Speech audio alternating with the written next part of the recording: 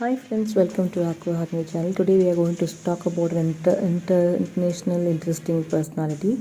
She poured the tea, she swept the floors, and she listened to every word. San Francisco, 1850s. The golden rush had transformed a sleepy port into a city drunk on sudden wealth. In the grand mansions on Nob Hill, fortunes were made and lost over brandy and cigars, and in the corner of those rooms, refilling glasses and clearing plates was a black woman named Mary Ellen Pleasant. To the wealthy men talking business, she was furniture, invisible, forgettable. They had no idea she was taking notes as they debated which banks were solid, which properties would boom, which ventures were worth risk. Pleasant absorbed everything. She understood something they didn't. Information is power, and she'd been handed it for free. She started small, a laundry here, a boarding house there, while other women scrubbed floors to survive. Pleasant was building an empire. She bought restaurants and dairies. She acquired shares in the very banks those wealthy men discussed. When racial barriers blocked her path, and they constantly did, she partnered strategically with Thomas Bell, a white banker who held investments in her name while she made the decisions.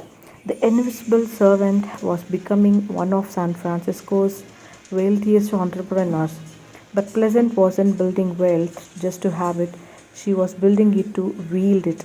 While running her businesses by day, she was funding freedom by night. She supported the Underground Railroad, helping enslaved people escape to freedom. She financed civil rights cases, and when she faced discrimination herself, thrown off a San Francisco streetcar because of her race, she didn't just complain, she sued. In 1868, she won a landmark case that desecrated San Francisco's public transportation not through protest or petitions but through the legal system funded by the fortune she'd built from overhead conversations. Her power made people deeply uncomfortable. How dare this black woman have money, influence, the audacity to fight back? The newspapers turned on her. They called her a voodoo queen. They invented sinister stories. They tried to paint her power as dark magic rather than acknowledge her brilliant mind and business acumen. Pleasant faced it all with steel in her spine. I'd rather be a corpse than a coward, she said, and she meant it. She never apologized for her wealth, never backed down from her activism, never pretended to be less than she was to make others comfortable. Mary Ellen Pleasant understood something profound. Real power isn't just having money, it's knowing when to be invisible and when to be impossible to ignore. She spent years listening in silence, building a fortune in shadows, then used every dollar of it to fight for a world where people like her wouldn't have to hide. You won't find her in most history textbooks. For generations, her story was deliberately erased. Too complicated, too powerful, too inconvenient to the narratives people wanted to tell about who built America and who deserves credit.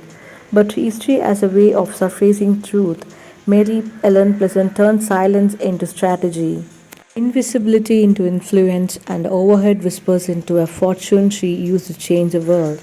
She swept the floors, she poured the tea, and she built an empire they never saw coming. Mary Ellen Pleasant, and legend. Thank you for watching.